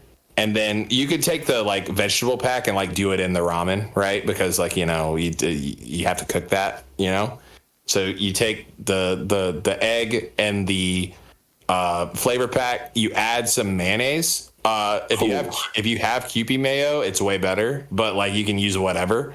And then you take, like, if you have garlic, like fresh garlic, like, if you grate some garlic in there, it's amazing. But just you go can outside and pluck a garlic real quick. Yeah, exactly. Yeah, but the fresh garlic really makes it a lot better. But you can use like garlic salt or something if you want, And then you kind of like just beat that together, and it'll look like the same consistency as like brownie batter, but it'll be like red from the thing, right? Because it's like egg and the thing, And so then you take the ramen, and then you slowly like dump that water out into that, and it cooks the egg, right? And then when it's done, you dump the noodles in there and you mix it all together. And if you have like a soft boiled egg, cut that bitch in half, put it in there, and then you can add like vegetables and stuff. I do like mushrooms, or like I'll add like a whole bunch of different stuff, whatever I have on me. And then it's just like really, really good. It'll take something that like you spent like $5 total on all your ingredients, and it'll taste like a $20 bowl of ramen. Yeah, that sounds fucking dang. Yo, I didn't know we got Chef Ramsay on the podcast. I learned literally all this from that chick, Emmy Made in Japan on YouTube. I don't know if you guys know what I'm talking about. Oh, I don't think so. She's great. She's amazing. She's like my YouTube mom. That definitely does sound like something I'd want to try, because I've only had like, hey, put this in water and then add a flavor packet to it, and I wasn't very impressed. It also sounds like something out of a Ghibli movie. I make the pathetic kind of ramen. I almost left out one of my favorite things, and a lot of people don't like this, but I like this. Okay. Do you guys know, what's it called? Szechuan peppercorns. Do you know what I'm talking about? That sounds really familiar. Okay. Yeah. I do. On First Day Feast, they're making like the hottest burger on the planet, and they use those. Okay. Yeah. So it's not like technically hot. Like what it is it's got this like numbing quality. Like if you just pop one in your mouth, it's like the same feeling as like if you were like licking a battery. Like it's like it makes your tongue makes your tongue like tingle, right? Ooh, sure, but what you do, right? Yeah. What you do is you take a few of those, and then you put them in a pan with nothing in it, right? And you toast it, and you just kind of move it around, and it like makes it real floral. And you just dump some of those in there, and then like in the context of everything, you'll only get like one of them in your mouth every once in a while, but it has this kind of weird, like, I don't know how to describe it. It's like this weird, like, exhilarating kind of like tingly feeling that you get from it. And it's really good. So if you add those in there too, it's good too. That sounds tight. Yeah. It sounds like something you'd I love see eating batteries. Yeah. It sounds like something you'd see in a Ghibli movie. Like I would eat that kind of ramen. Like in Ponyo, especially when the mom makes it for I love Ponyo. Sasuke, which freaked me out when I was a kid. I was like, Naruto. And then Ponyo herself, and she just like, she's being a spaz. But yeah, we love to see it. Yeah, all the Ghibli movie fire. All the Ghibli movie food is fire. Like, there was this amazing. I forgot what like YouTube channel it was. I think they're usually in person, but pandemic. This one person from there like made a bunch of Ghibli meals in one day. Like, that was a pretty cool video. Binging with Babish. Binging with Babish. I think he does those. It was a woman. He probably has, but I don't think that's what Cook is thinking of. Yeah. No, I think this is a different thing, because it was binging with Babish is not a woman. It's just a one guy. Yeah. Wait, speaking of Ghibli movies, so Beneath the Rosy Jungle, that is a Nausicaa of the Valley of the Wind reference, right? That's like that. Yeah. Wait, is that a Ghibli movie? Oh my gosh, are you kidding me? I did not realize that. I've never actually seen it, because I don't know where to find it. It's on Netflix.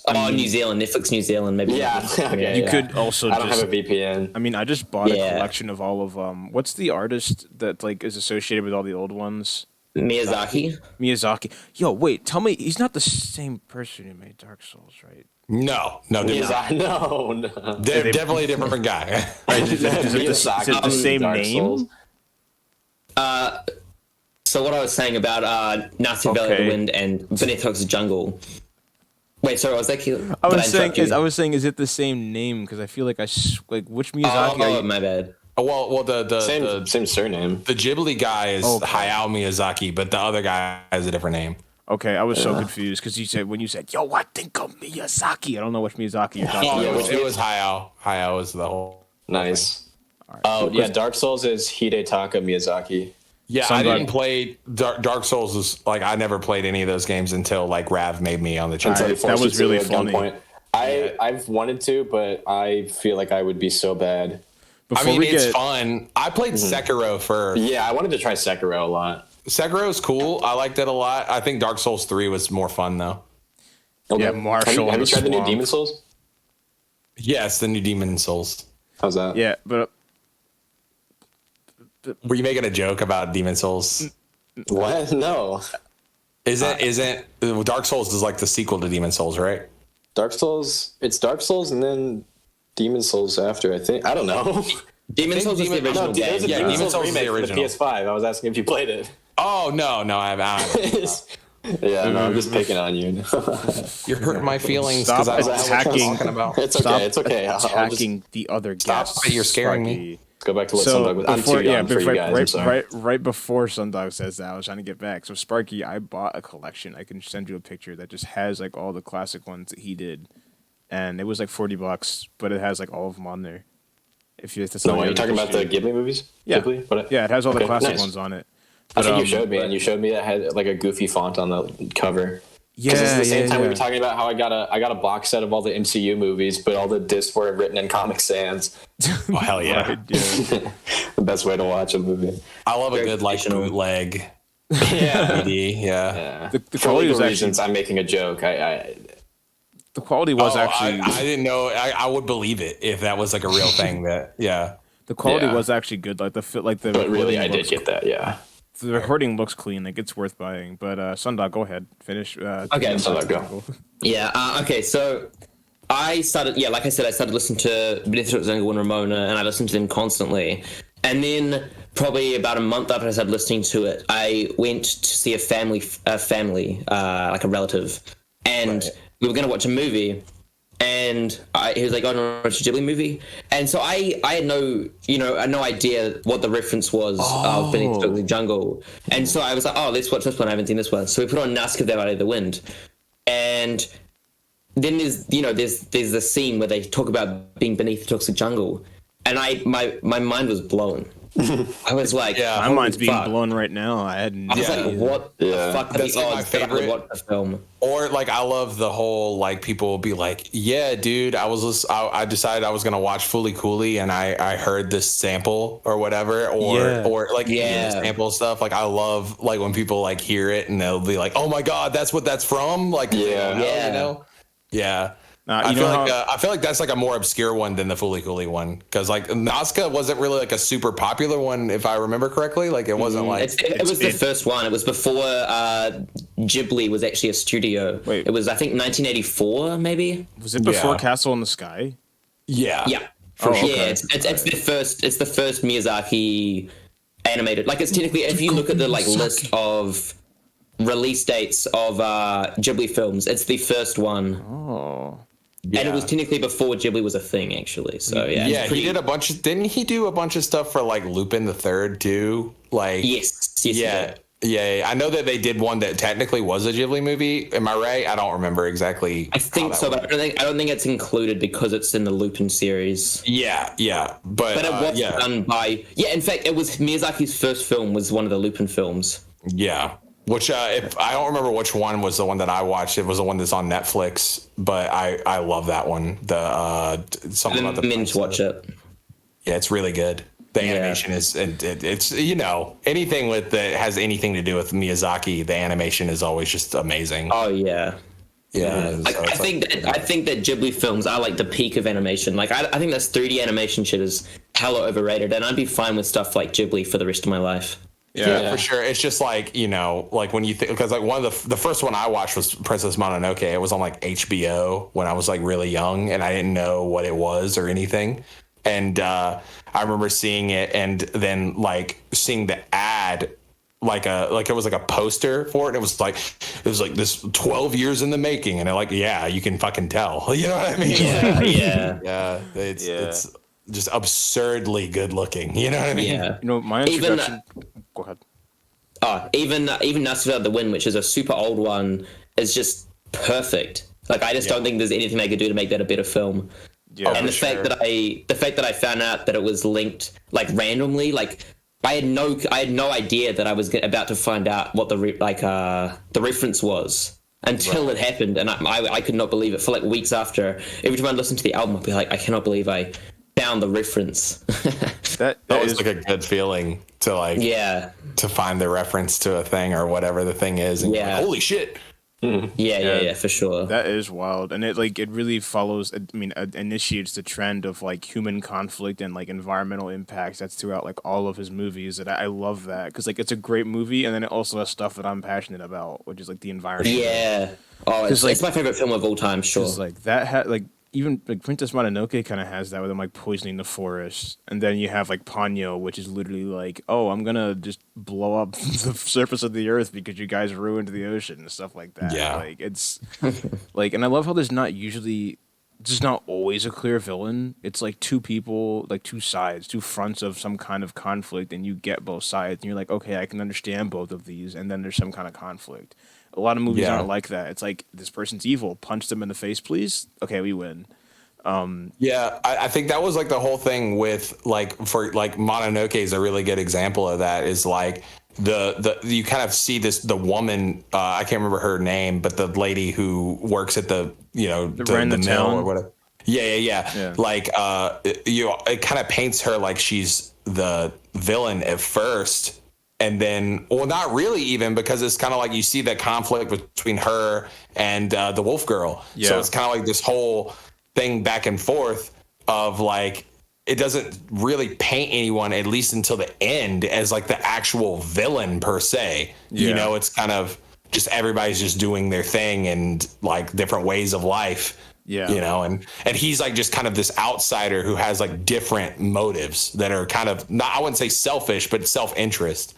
You know, and so it's just like interesting because he's like his story is almost like not related to whatever else is going on. He's just like a guy who's like watching it happen, you know? Yeah, it's kind of interesting because it's kind of like his thing is there's some kind of conflict. I need to stop it from happening. And when he gets there and he's like, all right, which side do I help to end the conflict kind of deal, right? Because like the boar comes over and like, what is it, like whispers demons speak to him about like being poisoned? Or no, maybe it was somebody in his town said that the thing was, the forest spirit was poisoned or something. Yeah. All I know is I was not ready for this gore that came out of nowhere when he was shooting arrows and taking arms and legs and stuff. That was crazy. Oh yeah, I was like way too young to be watching that movie. And I was like so into it. Yeah. I loved it. I was like, holy shit, this is amazing. And then like right after that, there was I don't know if it's like a Cinemax thing, but it was my grandparents had the Action Channel, and every Friday they had Anna Midnight, and it would be like they would play movies and stuff from, you know, not always action, but just good anime movies and good anime series. And that's how I watched like Ghost in the Shell for the first time. That's how I watched what else? They even played like some stuff that wasn't like really that good, but was like amazing in its own way. Like they had like every week they would play like 3 episodes of Street Fighter 2V, which is like not a very good series, but like is great if you're 13, you know? Yeah. And I still love it. You know, it's so cheesy, but I love it. But yeah, there was a lot of fucking Perfect Blue. I saw that on there. It's like one of my favorite. That too. Oh my god, it's such a stressful movie. Please watch it. Yeah, it's on my watch. I have a couple of my watch lists. A lot of them come from Twitter. Like Evangelion, I really gotta watch because Rab said it's his favorite. Yeah, and I think it was one of your videos you had on Twitter at some point. Had a lot of imagery from that. Oh yeah, for sure. It's a real doozy. of a watch. Yeah. You know what's a real wanted to doozy start- of a watch? What's that? Oh, sorry, Cook, you go first. My bad. No, I was just gonna say about Evangelion Yeah. before we moved on. I wanted to start watching that, and it's on Netflix. But I found out that the Netflix version has like changes made from the original. Oh god. So I don't know if Fine, dude. It's fine. It's like it's over. Okay, my hot I heard a lot of take people is- complaining about it, especially because like the intro was like Oh, removed the or whatever. intro. Or not the intro's intro, the same. outro. The outro is music. different, and that Yeah. sucks. But like, you could literally just go watch that at any time. You can go and open on YouTube. and That's true. watch That's it. true. Yeah, like most people don't even watch the outro on Netflix anyway. Most things, so it's like whatever. But I like, do. Yeah, the change- outro's tight. the changes that are made are like, okay, I met the dude who like did the voice of Shinji. What's his name? The Spike something. Spike Lee. Yeah, Spike Lee did the voice of Shinji. It's I can't remember his name. I have a signed thing from him. I met him in a con, but That's it. he's dope, right? Spike But like Spencer. Spike Spencer, yeah, that's it. Yeah, he was great. His panel was amazing. But yeah, no, like what I was gonna say is like. And like, so I have this like connection with like, oh, I went and watched it, the original, you know, and I was like, holy shit, I know that guy, or I met that guy, you know. He doesn't know me, but I know him. That guy's my friend. Yeah, exactly. Yes. We shook hands. We took a picture. Parasocial relationship. Yeah, exactly. With But my no, small hands. yeah, exactly. Yeah, but fucking basically what I was saying is the changes that they made. There's literally only one thing that I thought was like a dumb change, but it was actually more accurate to the Japanese version. But like, there's this one part where a male character tells Shinji that he loves him in the original, right? And it's like a real moment, okay? But in the Japanese one, he doesn't really say "I love you." He says like, because there's no word for love in Japanese, like it's like just fondness, I believe. Like there's not like an Yeah, actual, what was like, it?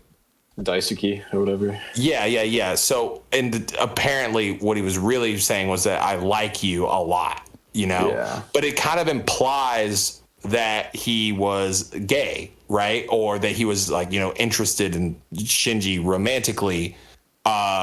Whereas in the original dub, but in the new one, they changed it, and everyone was mad about it because it was like, I don't know if they felt like it was like erasure or not, but I think it was actually more accurate. But it doesn't really impact the story at all, Right. you know? But like, I honestly think that the new dub is better. Like, that's my Okay. take on it anyway. Gets the bill seal of approval. Yeah, You heard it here check first, it out then, yeah. folks. Right. Yeah. Because I watched Phil's- the first, Phil's I watched the Phil's original Phil's. first episode just on like some third party website. But if the Netflix one is worth watching, then definitely I'll see that. Yeah, you could literally just look at the screams.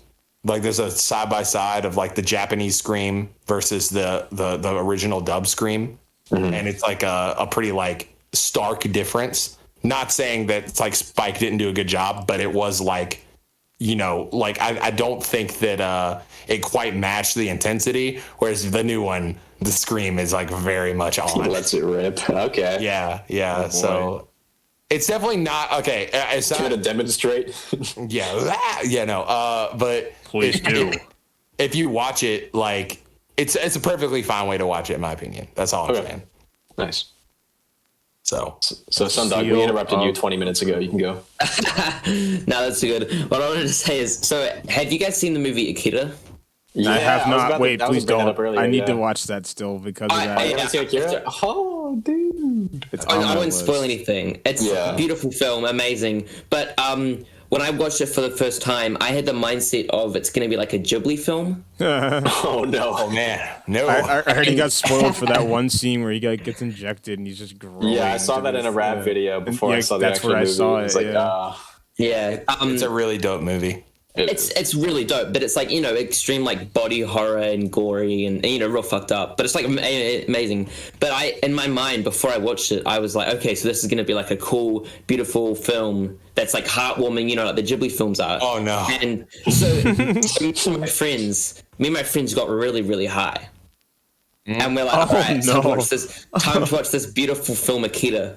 And we started, and it started with this cool biker gang, and, you know, we're like sick. and this isn't really a spoiler, Cook, so don't worry. Someone goes past on a bike and just smashes someone on the head with like a wrench. And me and my friend, a lead pipe or something, yeah, like a lead pipe, I think. And me and my friend turned to each other, and we were like, "Holy fuck!" We were so not ready for that.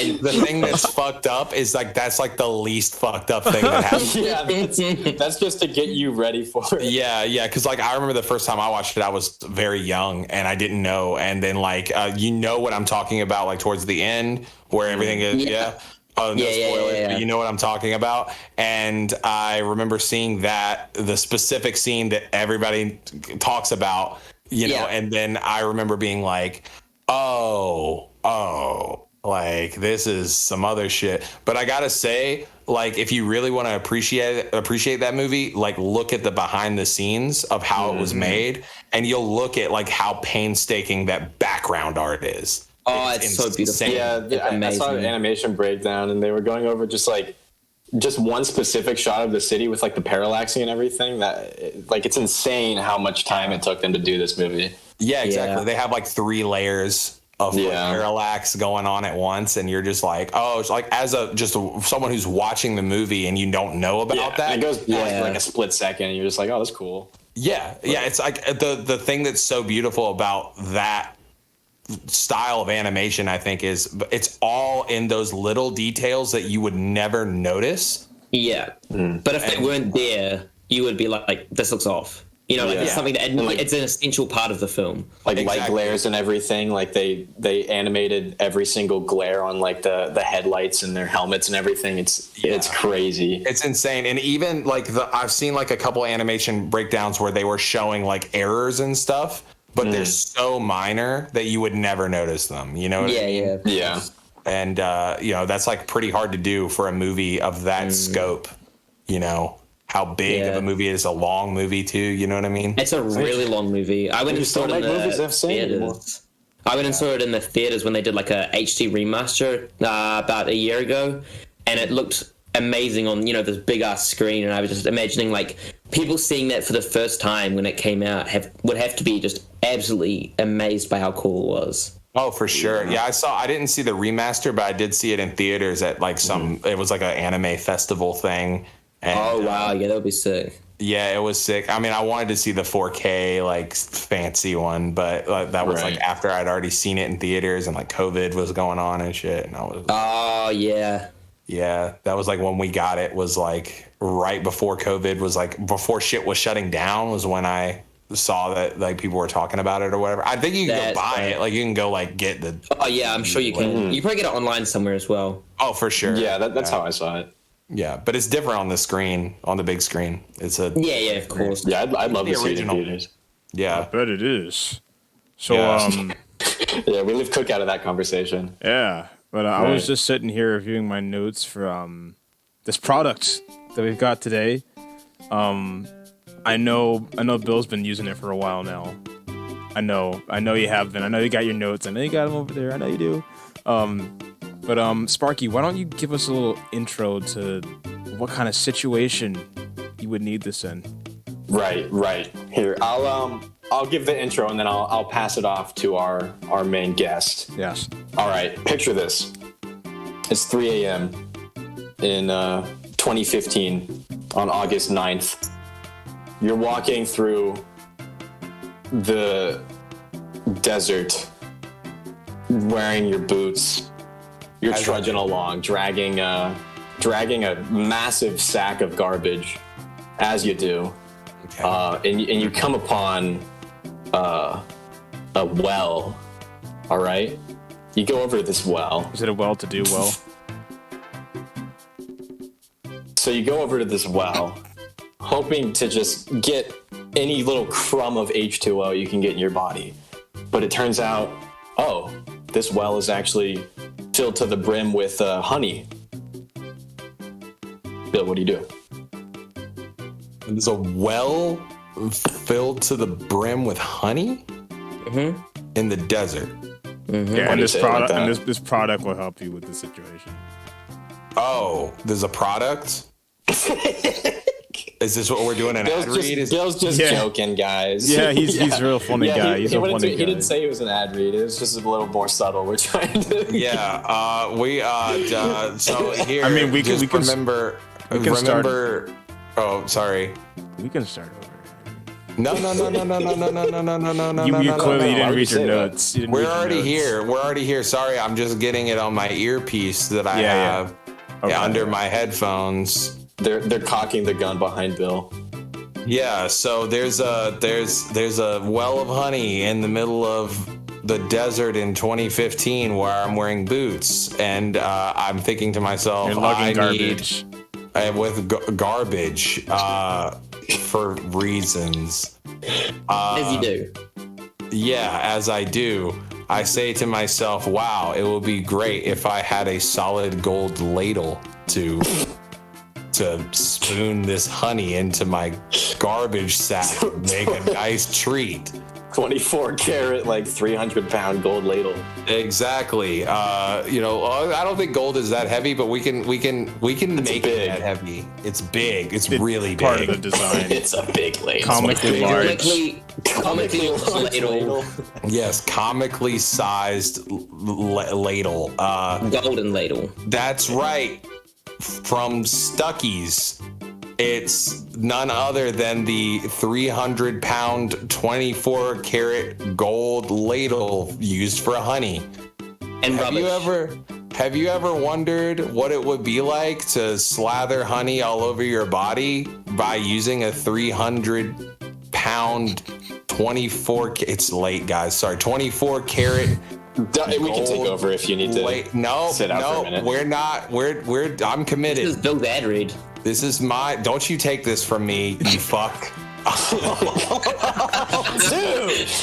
my feelings. I need this money.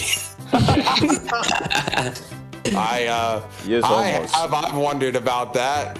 Stuckies. Let's throw it over to Sundog for the technology. What's the technology like on this thing? The technology on the 300-pound, 24K golden ladle We know what the product is, Sundog. Could you please tell us the technology? They're listening. There's an on-off switch. Okay. What? No, there's not. It's not an on-off switch on it. Sundog. There's a controller connected to it. How many batteries does it take? That is a lie. And you have yellow and white plug-in cable. All right, listen. It's okay, Sundog. I didn't send you those notes. He was trying to throw a loop on you. So the technology, right? So Yeah. we all know about hand tools. They're meant for you to use your body to do the thing. So old-fashioned manual simple, labor, it's just real like the good sweet. old days. Tell me about it.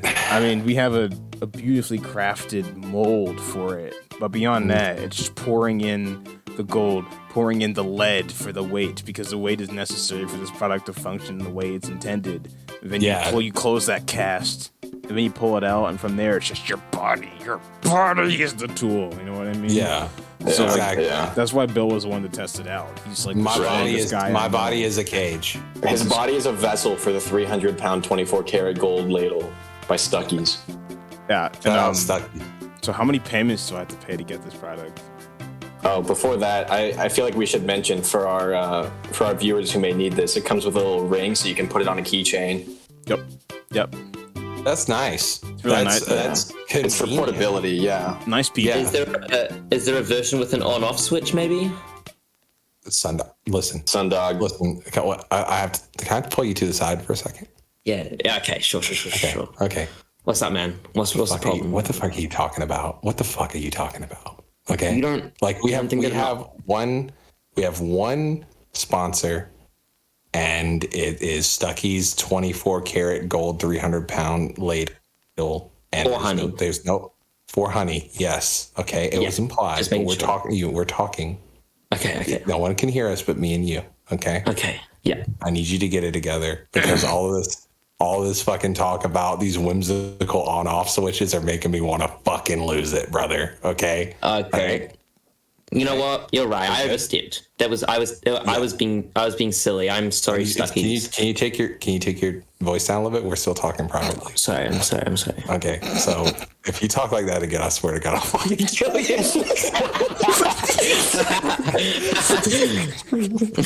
Okay, we're good. Good talk. All right, back to the podcast. Very good. Oh, Sparky, Yo, we Sundog, totally you weren't good? just You like look like listening.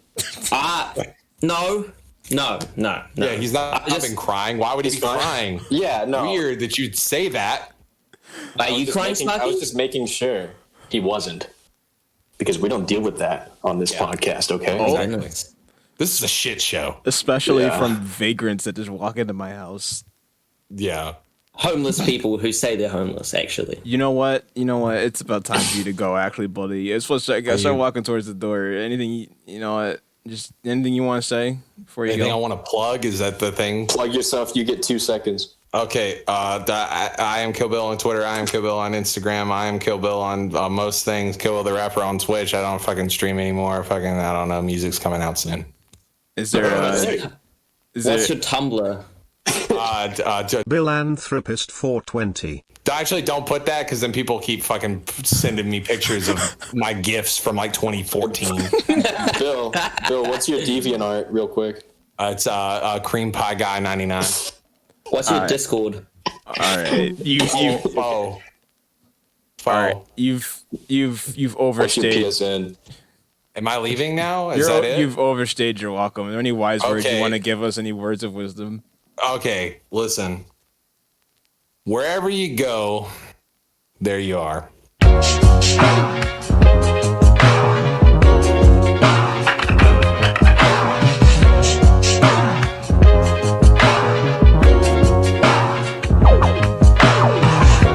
How you wanna walk? How you wanna breathe? How you gonna talk like a G? How you gonna rock when my steeds spin a body out? Is caught up in the fantasy, it's just an RPG. I give a fuck about my hit points. Smoking on a thick joint. Fucking around, I got the juice, what it do? Build your stats up for the beast. I got wax up in a crease. Fucking around, I chunk a deuce, don't fuck with you, what it do? Oh, I'm the last boss, wait until I pass cross. Fucking around, I got the potion, slow the motion, bring it up, put it down, roller coaster, holy ghost and shit. Inside your head where all that goddamn commotion sits. Yeah, how you wanna walk? How you wanna breathe? How you gonna talk like a G? How you gonna rock when my steeds spin a body out? Is caught up in the fantasy, it's just an RPG. How you wanna walk? How you wanna breathe? How you gonna talk like a G? How you gonna rock when my steeds spin a body out? Is caught up in the fantasy, it's just an RPG. I do just what I gotta do. I had to cut some folks out, I mean a lot of you. You say you ride with me, who you think you talking to? That don't vibe with me, I ain't trying to talk with you. You know me, homie, squad over everybody. My girl tripping, always wishing for a better body. The grass green, baby, come on, let me get inside it. I'm a fiend, baby girl, you know I've been about it. How you wanna walk? How you wanna breathe? How you gonna talk like a G? How you gonna rock when my steeds spin a body out? Is caught up in the fantasy, it's just an RPG. How you wanna walk? How you wanna breathe? How you gonna talk like a G? How you gonna rock when my steeds spin a body out? Is caught up in the fantasy, it's just an RPG. I give a fuck about my hit points. Smoking on a thick joint, healing shit in Chrono Trigger, listening to Pink Floyd. All these people up in here, and yet I feel a bit void. Resuppress my memories. Shout outs to Sick Freud. Shout outs to Big Boy. That's the state that I am in. Switch my potions up so I no longer take no Vicodin. No religious bitches in my circle like Leviathan. See, you being born again just means that you can die again. How you wanna walk? How you wanna breathe? How you gonna talk like a G? How you gonna rock when my steeds spin a body out? Is caught up in the fantasy, it's just an RPG. How you wanna walk? How you wanna breathe? How you gonna talk like a G? How you gonna rock when my steeds spin a body out? Is caught up in the fantasy, it's just an RPG.